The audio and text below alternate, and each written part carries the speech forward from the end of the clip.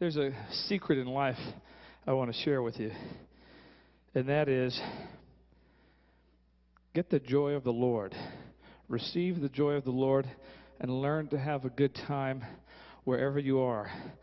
Because wherever you go, there you are. So if you're not having fun in your circumstances, you just haven't learned to look at it differently.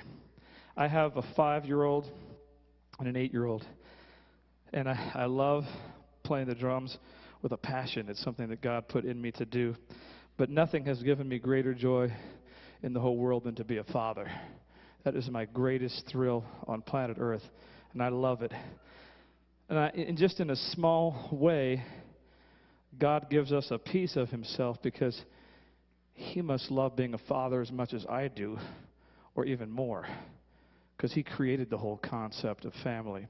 And one of the things I've been teaching my kids recently, I've been teaching them since they were 3 how to memorize important words: integrity and faithfulness and favor and persistence and wisdom and strategy, and I want to train them for life. But one of the things that I taught them was that little saying, the glass half empty, half full. They're only 5 and 8 years old, but they understand that the circumstance itself never changes.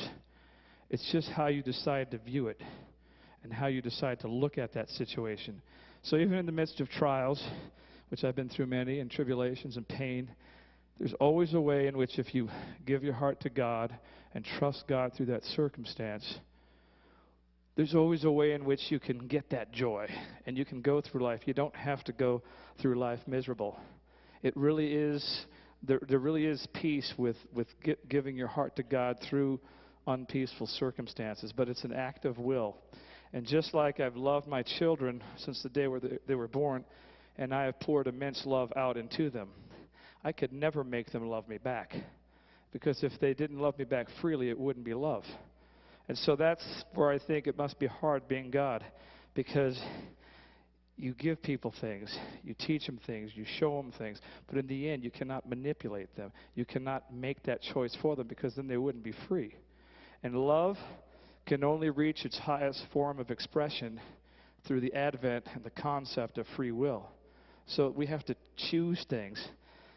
And so joy is one of those things. And when I play the drums, I feel the joy of the Lord. I feel the power of God, and I feel connected to him in a musical way. And when I speak, I feel like my purpose is fulfilled.